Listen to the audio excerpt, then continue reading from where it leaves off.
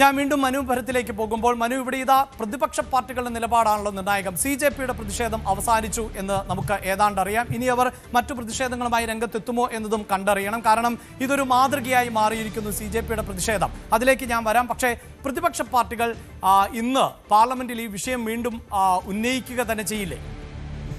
അഭിലാഷ്, ഇതിൽ പ്രതിപക്ഷത്തിൻ്റെ ഒരു രീതി ഇന്ന് പാർലമെൻറ്റിൽ എന്തായിരിക്കുമെന്നതിനെ സംബന്ധിച്ചൊക്കെ നമ്മൾ അന്വേഷിക്കുമ്പോൾ മനസ്സിലാകുന്നത് പ്രതിപക്ഷം ഈ അമിത്ഷായ്ക്ക് എതിരെ നീങ്ങുക. അപ്പോൾ നേരത്തെ അവർ വിദ്യാഭ്യാസ മന്ത്രിക്കെതിരെയാണ് പ്രക്ഷോഭം നടന്നെങ്കിൽ വിദ്യാഭ്യാസ മന്ത്രി രാജിവെച്ച ഒരു സാഹചര്യത്തിൽ ഇനി അമിത്ഷായെ ടാർഗറ്റ് ചെയ്യുക എന്നൊരു രീതിയാണ് സ്വീകരിച്ചിരിക്കുന്നത്.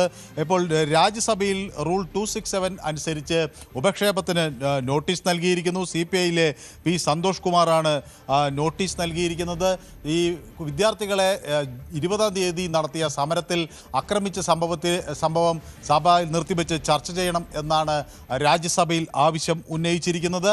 അതോടൊപ്പം തന്നെ ഈ paper public examination amendment bill 2026 ചർച്ചയ്ക്ക് വരുമ്പോൾ നേരത്തെ തന്നെ ഇവിടെ ഒരു നിയമം ഉണ്ടായിരുന്നു.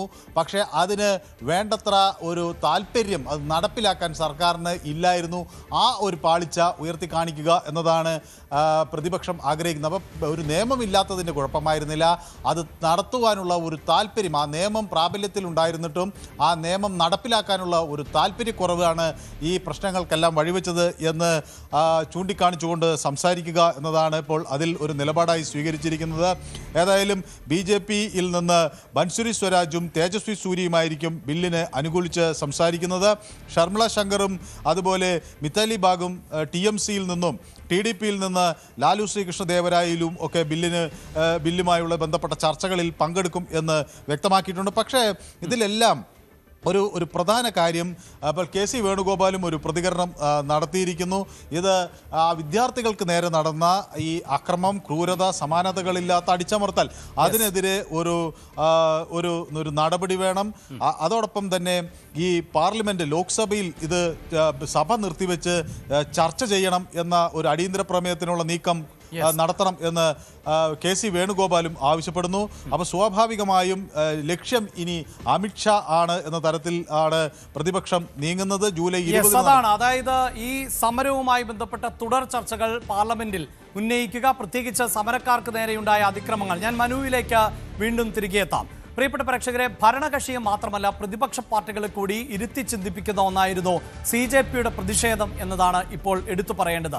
മാത്രമല്ല, നമ്മുടെ സോഷ്യൽ മീഡിയ ഹാൻഡിലുകളിൽ ഉൾപ്പെടെ CJPയുടെ രൂപീകരണവും അതിനുശേഷം ഉണ്ടായ പ്രതിഷേധങ്ങളും വലിയ തോതിൽ ചർച്ച ചെയ്യപ്പെടുകയാണ്.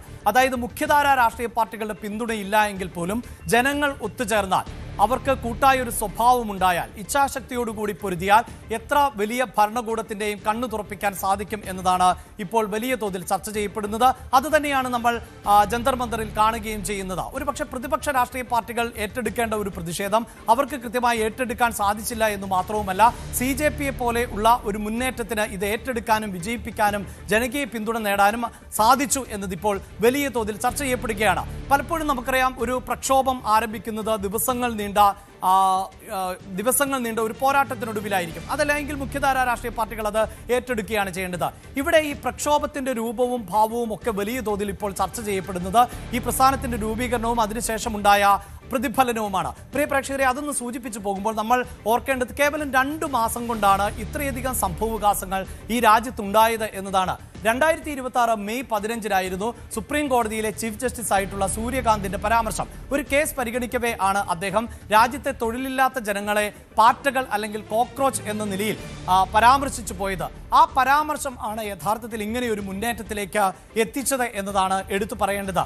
അതായത് ഈ പരാമർശത്തിന്റെ അടിസ്ഥാനത്തിലായിരുന്നു മുമ്പ് AAPയുടെ കൂടി പ്രവർത്തകൻ ആയിരുന്ന അഭിജിത്ത് ദീപ്കെ തൊട്ടടുത്ത ദിവസം 2026 മെയ് 16 ഒരു പാർട്ടി രൂപീകരിക്കുന്നു. അതായത് ഞങ്ങൾ പാറ്റകളെങ്കിൽ പാറ്റകൾ ഒരുമിച്ച് ചേർന്നാലോ, എല്ലാ പാറ്റകളും ഒരുമിച്ച് കൂടിയാലോ എന്ന ഒരു സന്ദേശത്തോടു കൂടിയായിരുന്നു ഈ പാർട്ടിക്ക് രൂപീകരണം നൽകിയത്. അതാകട്ടെ ഒരു സോഷ്യൽ മീഡിയ പ്ലാറ്റ്ഫോമിൽ വന്ന കേവലം ഒരു കമന്റ്, ഒരു മെസ്സേജ് എന്ന് നമുക്കതിനെ പറയാം.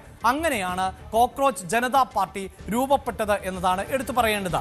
ഇനി ഇതാ 4 ദിവസങ്ങൾ, അതായത് ഇങ്ങനെ അഭിജിത്ത് ദീപ്കയുടെ ഹാൻഡിലിൽ നിന്ന് ഒരാശയം ഉരുത്തിരിഞ്ഞ് കേവലം 4 ദിവസത്തിനകം ഇന്ത്യയിലെ തന്നെ ഏറ്റവും വലിയ പൊളിറ്റിക്കൽ പാർട്ടി എന്ന് അവകാശപ്പെടുന്ന, ഇപ്പോൾ കേന്ദ്രത്തിൽ അധികാരത്തിലിരിക്കുന്ന BJPക്ക് അവരുടെ ഫോളോവർമാർ സോഷ്യൽ മീഡിയയിൽ ലഭിക്കുന്നതിനേക്കാൾ കൂടുതൽ ഫോളോവർമാരെ കേവലം 4 ദിവസം കൊണ്ട് സൃഷ്ടിക്കാൻ സാധിച്ചു. ഇതാണ് യഥാർത്ഥത്തിൽ മുഖ്യധാരാ രാഷ്ട്രീയ പാർട്ടികൾ ഒന്നടങ്കം ചിന്തിപ്പിക്കുന്നത്.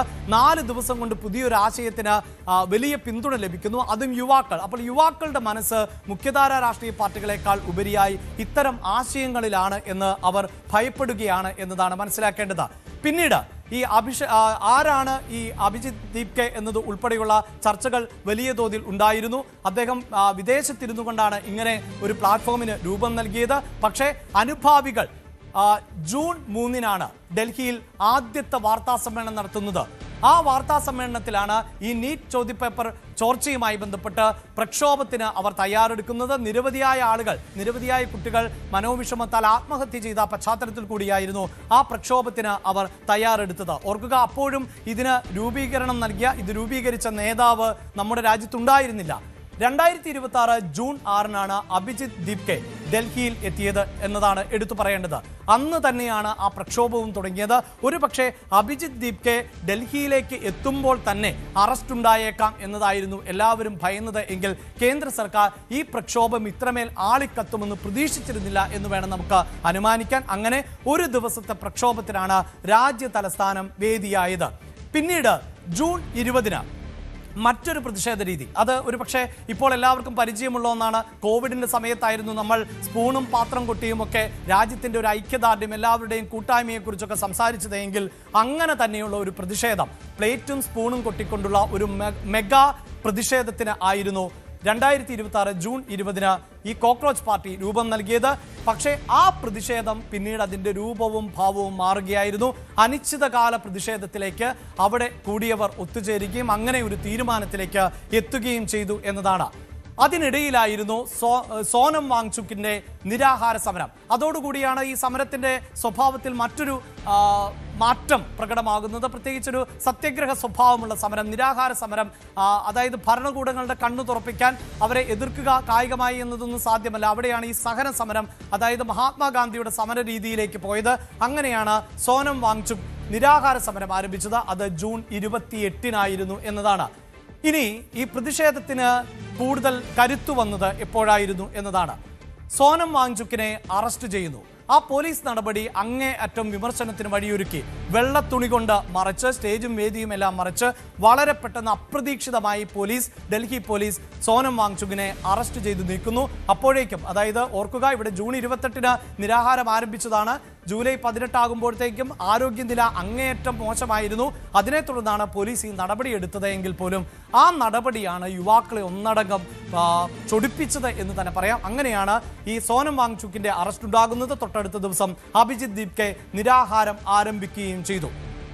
ഇതിന് പിന്നാലെ, അതായത് ഈ നിരാഹാര സമരത്തിലേക്ക് അഭിജിത്ത് ദീപ്കെ കൂടി എത്തിയതോടുകൂടിയാണ് CJPയുടെ പ്രതിഷേധം അത് കൈവിട്ടു പോകുന്നു എന്ന് കേന്ദ്ര സർക്കാരിനും ബോധ്യപ്പെട്ടത്. ആ സമരത്തെ അടിച്ചമർത്താനുള്ള ഒരു ശ്രമം BJPയുടെ അല്ലെങ്കിൽ കേന്ദ്ര സർക്കാരിന്റെ ഭാഗത്ത് നിന്നുണ്ടായത് ജൂലൈ 20-നായിരുന്നു. CJPയുടെ പ്രതിഷേധത്തിന് നേരെ വലിയ പോലീസ് നടപടിയാണ് ഉണ്ടായത്. ആ സമരത്തിന്റെ ഒരു രൂപം മാറി, ചെറിയ അക്രമ സംഭവങ്ങളൊക്കെ ഉണ്ടായി. പോലീസ് ലാത്തി ചാർജ് നടത്തേണ്ടി വരുന്നു. പിന്നീട് തുടർച്ചയായി നമ്മൾ കണ്ടത് CJP പ്രവർത്തകരും പോലീസും തമ്മിലുള്ള ഏറ്റുമുട്ടൽ ആയിരുന്നു എന്നതാണ്. അതിനിടയിലാണ് പ്രതിപക്ഷ പാർട്ടികൾ ഈ അവസരത്തെ മുതലാക്കിയത്. അതായത് രാജ്യത്തെ പ്രതിപക്ഷ പാർട്ടികൾക്ക് ലഭിക്കുന്നതിനേക്കാൾ പിന്തുണ CJPക്ക് ലഭിക്കുന്നു എന്ന് തിരിച്ചറിയുന്നു. കോൺഗ്രസും മറ്റിതര രാഷ്ട്രീയ പാർട്ടികളും സജീവമാകുന്നു. അങ്ങനെ കോൺഗ്രസിന്റെ മിന്നൽ സമരം ജൂലൈ 21-ന് നടക്കുന്നു. പ്രധാനമന്ത്രിയുടെ വസതിക്ക് മുന്നിലേക്ക് കോൺഗ്രസ് പ്രവർത്തകർ എത്തുകയും ചെയ്തു എന്നതാണ്. 2026 ജൂലൈ 23-ന്, അതായത് നീറ്റ് ചോദ്യപേപ്പർ ചോർന്നതിന് ശേഷം പ്രധാനമന്ത്രിയുടെ ഭാഗത്ത് നിന്ന് ഒരു പ്രതികരണം ഉണ്ടാകുന്ന തരത്തിലേക്ക് ആ പ്രതിഷേധം ആളിപ്പടർന്നു എന്ന്. കൂടുതൽ വാർത്തകൾക്ക് News 18 Keralam YouTube channel subscribe ചെയ്യുക.